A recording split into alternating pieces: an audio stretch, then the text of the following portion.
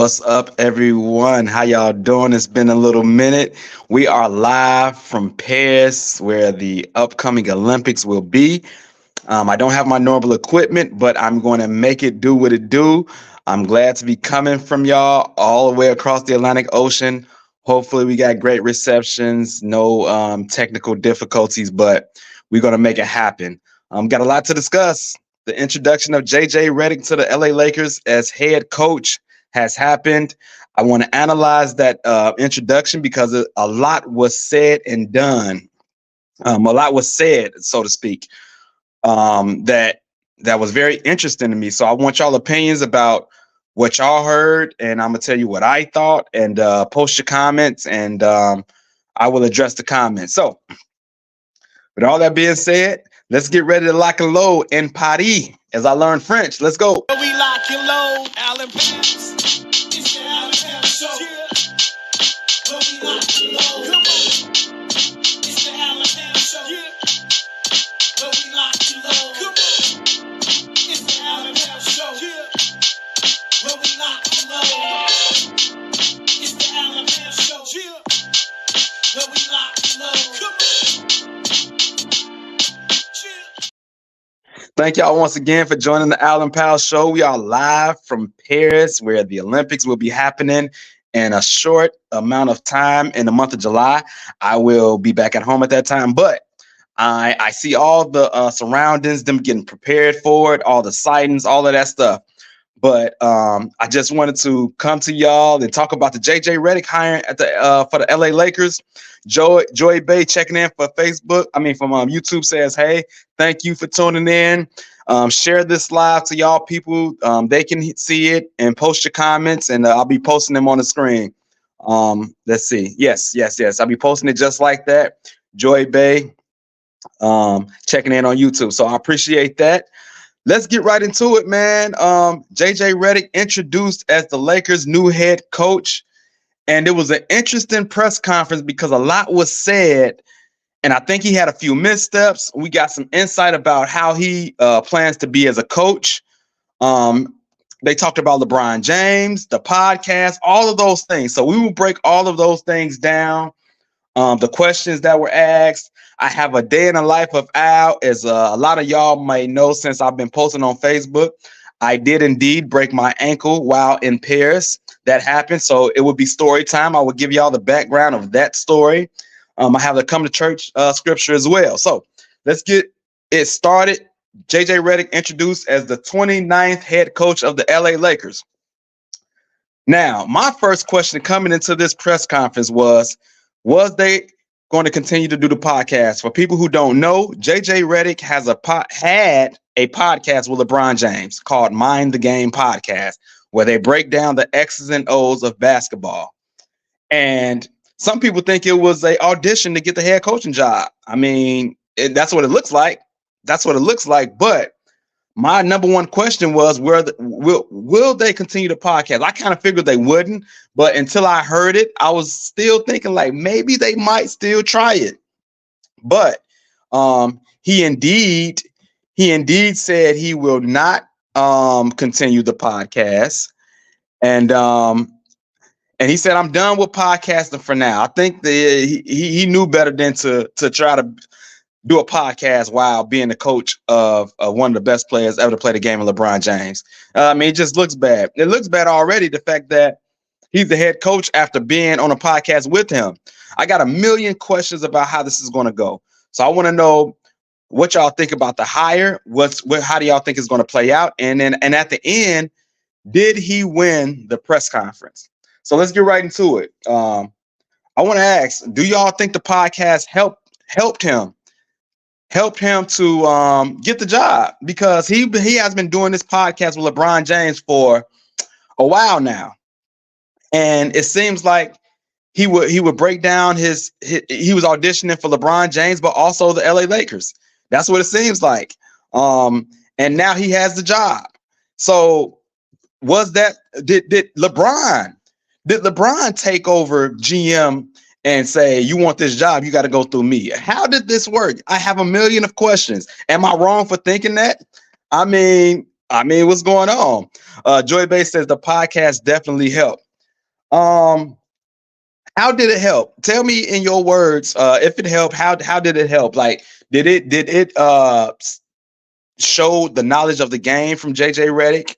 Um, like like tell me your thoughts. How did it exactly help? Because I mean, I agree with you that the podcast definitely helped, but it's just a weird scenario. You have a podcast with your future head coach, and I'm pretty sure, listen, they probably already knew this is coming down the pipeline. They knew it was an opening coming. LeBron probably knew it was an opening coming. Let's just, I mean, a lot of shenanigans been going on, man. Let's just keep it real. Um, Once again, he says he won't be a podcaster as a coach. That would have been crazy to see if he would have tried to, though. I tell you that.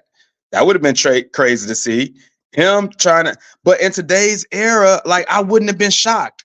You know, we see LeBron, we see Draymond Green with a podcast as a player, which I think is not a good look. I don't like him on TV breaking down X's and O's. Like, these are people you will have to go against, and you giving them information, whether you are lying or telling the truth. And I believe that you're telling the truth when you analyzing the game. So I don't like it, but JJ Redick says he will not be a podcaster. Another question that I do have, though, will LeBron stay now that JJ Redick is the head coach? He's a free agent and he has the option to go to another team. But I mean, if you have a podcast with this guy, he gets the head coaching job. What's the chances of him really leaving? Like, let's be real. I mean, we all know that LeBron can be a little diva sometimes and drag things out and make it all about him.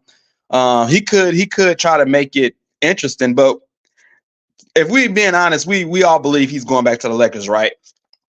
And so with that being the case, if we know that already, the next question is, will they draft Bronny James, whether in the first round or the second round? The son of LeBron James, Bronny James. Will they draft Bronny James, and at what pick? The answer is yes, they will draft Bronny James. Now, I don't know whether the 17th or the 55th. Now, one of the guys, let me get to this comment. Joy Bay says podcasting is like the new networking strategy. It can work both ways, though. And I agree with that. That's a great comment. I appreciate that. Gilbert Arenas podcast, Rashad McCants, I think, said, or one of them said that the LA Lakers. No. You know what? It was Undisputed. Let me give credit where credit is due. Undisputed. I think Paul Pierce said the Lakers will draft Bronny James with the 17th pick to make sure no one else drafts him.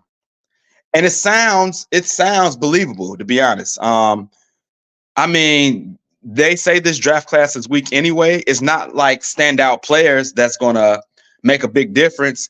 A lot of European players going in the top 10, 15 in a lottery. And so if you don't have a strong draft, why not just draft Bronny, get it out the way, and get and stop with the possibilities of another team drafting him. Joy Bay also says, wasn't LeBron waiting to retire to play one season with his son in the NBA? That is another correct statement. And Paul Pierce also said that this can be the complete ride off into the sunset moment where he plays one season with Bronny. Excuse me, it's a live show. He plays one season with Bronny and then he rides off into the sunset. But I will say that he wants to play with Bronny and Bryce. I don't know how far along Bryce is, but the fact that LeBron has played well up until this point, like he has probably another few years where he possibly can play with Bryce. And so, but if he retires after playing with Bronny, it makes sense as well. He gets a chance to play with his son, and then hand the baton off to his son. So it's definitely a storyline, a story made for TV moment. We all know he's in LA. He wants to document everything. He wants to have his quote unquote last dance moment. We all know he's in the media, so of course he's going to make a documentary of all of this. That's LeBron. That's what he do. So yes, will the Lakers draft Bronny James? Will they draft him? And um, at what pick? At what pick will they draft Bronny James? Because I definitely think he's going to get drafted. And with JJ Redick, like I said, with JJ Redick being the coach, him and LeBron are cool. They had a podcast together. You think LeBron say, okay, I get you this job, you draft my son, and we do all of this. And it's going to be a media spectacle. It's going to be everything that the NBA wants, everything that the Lakers want, everything that LeBron wants. I mean, it's tailor made for a great storyline. Now, will they be contenders at this moment with this roster? No. But will they get a lot of storylines? Yes. And this is Hollywood at the end of the day. We dealing with Hollywood, Showtime Lakers, all the glitz and glamour, the celebrities. Is going to be crazy. It's going to be crazy. So, once again, thank everyone for tuning in. We are live from Paris, Allen Pals. I am still in Paris. I am still learning French. And so, yes, live from Paris, where the Olympics will be next month. I'm seeing all the preparations for the Olympics. This has been an amazing experience, a troubling experience as well. While breaking my leg, we'll get to that later. But share this live with you all, with all y'all people, and they can comment and watch as well. So, once again, will the Lakers draft Bronny James, and at what pick? They have the 17th and the 55th pick, I believe. And so, like I say, Paul Pierce says the 17th pick. Some people believe he'll be in the second round, but Rich Paul is his agent. Like they want all of this to come together. Where even though they say in the media, oh, LeBron is not just focused mainly on playing with his son. He's not on that anymore. Bronny talks about how he want to Blazers on. Blah blah blah blah blah. LeBron wants to play with his son. He said a long time ago, this is the perfect time to do it. The perfect scenario. It's going to happen. Now, at what pick, I don't know, but it makes sense to pick him at number 17. So, more questions. Let's get back to JJ Redick. JJ Redick introduced as Lakers head coach. I got a few questions or a few comments. Number one, his qualifications was talked about heavily, and as him being a head coach. He's never coached before in the NBA. And when asked about his qualifications, he talked about playing for Coach K at Duke. And that he says that gives him credibility because he learned a lot from Coach K. Okay, that's cool. But first of all, like that was when you was a young teen, a teenager still. And I mean, that's not enough for me. Just because you played for Coach K, that's not enough. Is Coach K going to be on your staff now? I mean, you can learn, but you're not him. And so he also talked about the knowledge of the game on a podcast, Mind the Game podcast. So I mean, that's all the experience he has. A lot of people have been talking about his experience as a coach. And let's see. And I mean, other than that, that's all he has. Is that enough experience? And my second question is, how should other qualified coaching candidates feel about this coaching hire? Because they've been putting in the work, working their way up the system, assistant coach here, a coach there, and, they didn't get the job. JJ Redick has no coaching experience at all, not at the college level, not at the NBA level, and he gets this job. And so I would say that these coaching candidates should feel slighted. And let's just be honest. Let's talk about Sam Cassell, who has put in a lot of time.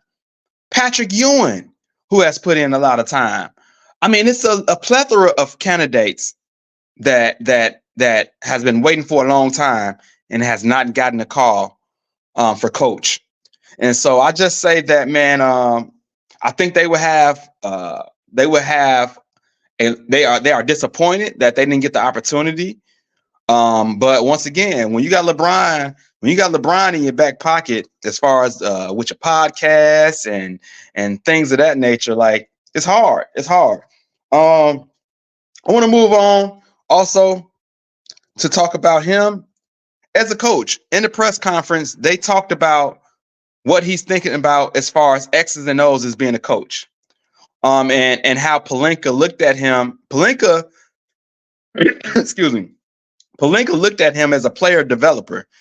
And the fact that he said that makes sense in the fact that LeBron is not going to play for a long time. So you got to make sure that you have someone you trust in after he's gone. And then if you're going to draft Bronny James, you want somebody that you feel that's going to develop him. So Rob Pelinka said he looked at him as a player developer. And that's one of the reasons that he got the job. Also, one question I have is, will JJ Redick be the same with every player? Because let's just be honest. He had a podcast with LeBron James. So if he had a podcast with LeBron James, if I'm a player, I'm looking at him sideways like, yo, you going to give him preferential treatment. He might not have to practice. Who knows? You had a podcast with him. Y'all cool. And so you might want to run me through the wall, but because you cool with LeBron, he gets special treatment. I mean, it's a lot of conflict of interest in this whole scenario. It kind of stinks. And if I'm a player, this is what you got to deal with when playing with LeBron. It's all types of shenanigans. Sometimes it's the circus, and now he's blatantly bringing in his own people to be coach. Now, of course, they're going to say in a press conference, LeBron had nothing to do with this. He didn't talk to him to the Thursday before he got hired or whatever the case may be. All types of stuff, but it stinks. It reeks of LeBron had his hands all over this. That's what it seems like. I don't have the proof, but that's what it looks like. What else? Also, JJ talked about how he's going to be a coach. He said he wants LeBron to take more threes because LeBron, I think, shot like 39%, close to 40%. And he wants LeBron to shoot more threes. I know LeBron's going to like that. That means less toll on his body as far as being more in the paint. And then he also talked about a lot of people have questions about AD buying into the system. And if you get LeBron and AD to buy in, they people assume that the rest of the team will buy in. But I still have questions about the rest of the team buying in, because it comes back to, if you're going to be giving LeBron preferential treatment, I don't think the rest of the team is going to want to buy into that type of system. I mean, let's just be honest. I don't think that's the way that goes. I don't think he's going to buy in like that. I don't think the players are going to buy in. It has the opportunity to blow up, to be honest. It has the opportunity to blow up. It does. Especially if you had a knucklehead like a Lance Stevenson or a Draymond Green. I can't think of any knuckleheads right off the top of my head. So they might be okay in that area, but somebody might decide to be a knucklehead. We don't know. So let's get to the press conference. The press conference. A few things happened in the press conference that I want to talk about. He says he knows the expectations of title. Number one, are the Lakers a title contending team right now? Do you think the Lakers are a title contending team? Yes or no? Put it in the comments. Are the Lakers a title contending team? Because right now I say no. They are not a title contending team. They need to make a move. They need to find a way to make a move. I don't know how they do that with the salary cap and their roster, but they need to make a move. Also, I feel like JJ Redick made a couple of bad moves in this press conference. He was asked by a reporter, a female reporter, about about misconceptions changing the narrative about the misconceptions of him being a head coach. And you want to know what he said, which I thought was a bad move? He dropped two F-bombs. He dropped two F-bombs, said, I really don't give a blank. And then he said it again. Excuse me. Ooh. Excuse me. It's been a little rough. But he drops two F-bombs to a female reporter. Now, he tries. Let me take some water. Hold on. Sorry, y'all. Sorry. It's a live show.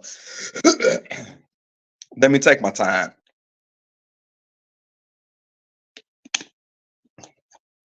Okay. He tries to say respectfully, that's a good question. I understand where you're coming from. That's a great question. But he said, I don't give a blank. And then he said, some, I don't give a blank. That's all I care about. Now, on the surface, when I seen it live, I felt bad for the reporter because it came off a little aggressive to me. I don't think a woman should be talked to like that. That's just me. It could just be me feeling like a woman should not be talked to with vulgar language. I just don't like it. Once again, he's new at this. Maybe it was bad. Maybe it wasn't. I want to know your thoughts. Was that bad for him to say that? I don't give a blank. I don't give a F to a woman reporter in today's age. I don't think so. So I thought that was bad on his part. So other than that, my last question regarding JJ Redick is, did he win the press conference? If you are a Lakers fan, did he win the press conference? Because I thought he did some good things, said some good things. But overall, I don't know. But I don't like him addressing the female reporter like that with vulgar language. I didn't like that. So y'all continue to let me know. Did he win a press conference? I want to move on. I have a day in the life of Al today. And like I said, as some of you may know, I broke my ankle. And now somebody on TikTok asks, it got to be story time. So here's the story time. Let me give you the story. Here we go. So I'm playing basketball, played at this park, walking distance from where I'm staying. And I played there 2 days before. I go back to play again. And I'm on the sideline waiting for my turn to play. Now, if you're a basketball player, you got winners. Usually you pick your team right after the losing team comes off and you pick your team. Somehow, I don't know if it's because I'm a foreigner. I don't really know nobody. I speak little French. The people that's there decides they're going to pick my team. So they put two Asians on the team from on the other side of the court who looks like they don't know how to play at all. Another guy who I don't know, who's just a random guy. So with that being said, I get in my mind that, I have to step my game up. I have to be the number one option, shoot more, be aggressive, and try to carry my team to victory. So game starts. That's what I do. I'm aggressive. I'm shooting shots. The game is going. I got up to 5 points. I'm feeling good. But because of my mindset, I go a little bit too hard. I'm doing too much. I just made 40 years old, and my 40-year bones did not hold up. I goes up for a loose ball. I come down on the inside of my ankle. My ankle shoots right, and nobody can look at my ankle. It's bad. It's broke. Terrible, terrible, terrible. way to spend my time in Paris to break my ankle on a basketball court because I'm trying to be Jordan. I mean, that's what happened. And it sucks that it happened like that. I was playing well, but my 40-year-old bones just not holding up like it used to. And so that's what happened. I broke my not my leg, my ankle. I'm sorry, not my leg, my ankle. It was called a complex fracture. Shout out to the people that was at the court. Even though they didn't speak a lot of English, they was able to call the ambulance and get me assistance immediately. And I go to the hospital. They tell me it's a complex fracture. And a couple of hours later, I have my first surgery. Funny thing is, they say they put you to sleep for surgery. I always thought that, like, oh man, that stuff really don't work. You know what I'm saying? Like, I'm not going to fall asleep. Maurice Tisby, bonjour, Al, comment allez-vous? Bien, brother, bien. Bien. Appreciate it. I'm doing good. I'm getting healthy. It was a tough break, but I'm still enjoying my time in Paris. But as I'm prepared for surgery, they're like, yeah, we're going to put you to sleep. And I'm like, okay, let's see if this really works.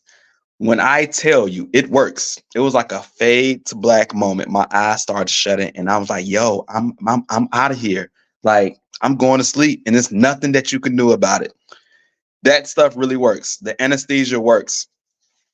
Another quick story, part about this story is the doctor said, Maurice Tisby says, Très bien, glad to hear.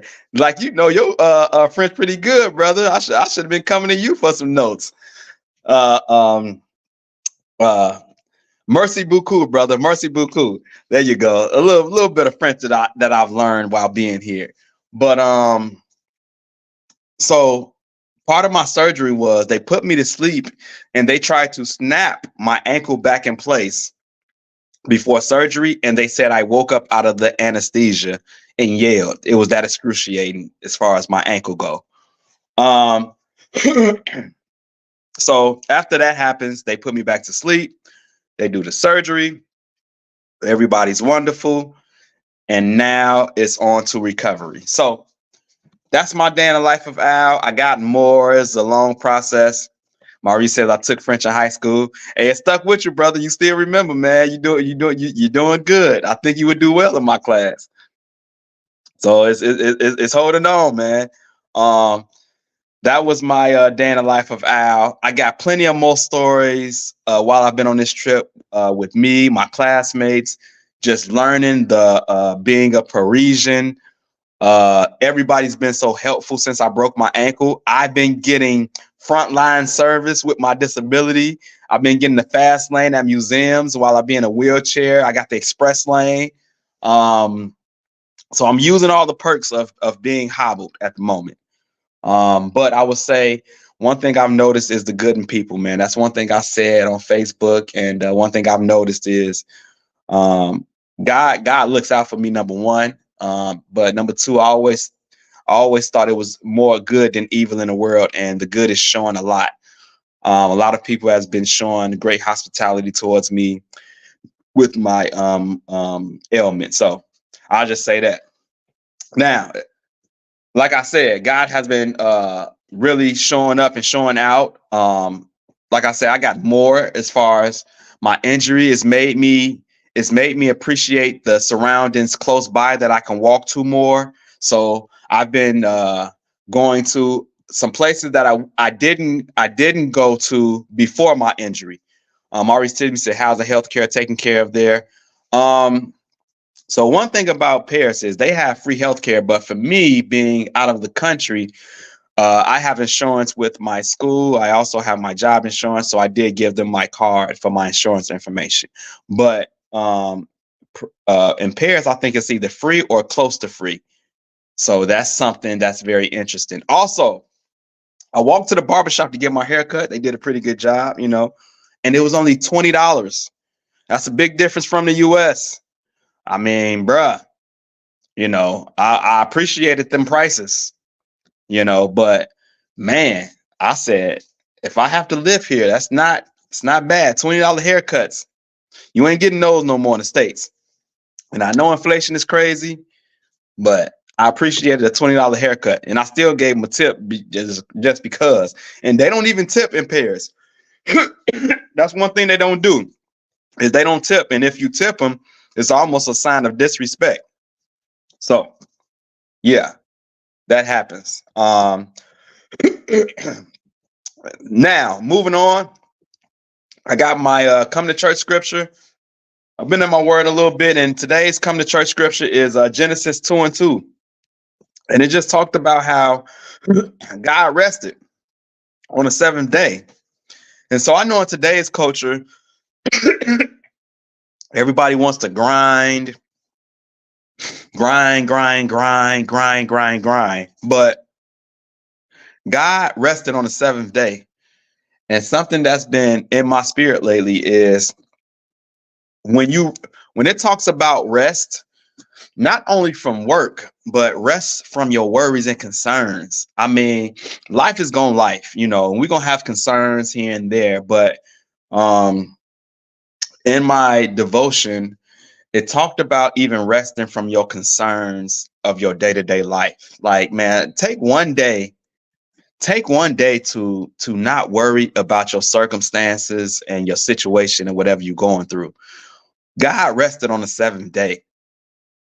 And I believe that's not even just a rest from work.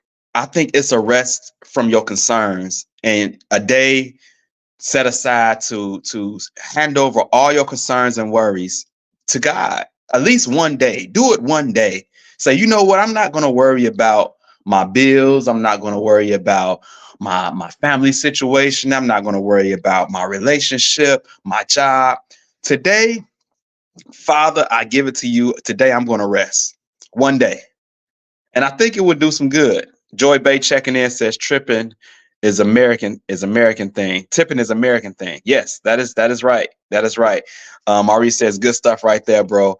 Yeah, man. So my declaration is to try to take one day where I just say, no matter what's going on, no matter how bad the situation is, no matter how bad the situation is, I'm going to choose to rest from my problems on that day. And that means anything that I'm concerned about, anything that I'm worried about, like, no, for one day, I'm gonna say, you know what, God, I'm gonna give it to you because he the one that can handle it anyway.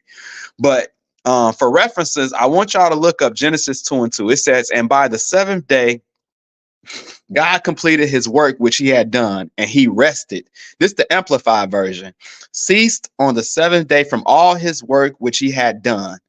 So God blessed the seventh day and sanctified it as his own, that is, set it apart as holy from other days, because in it he rested from all his work which he had created and done.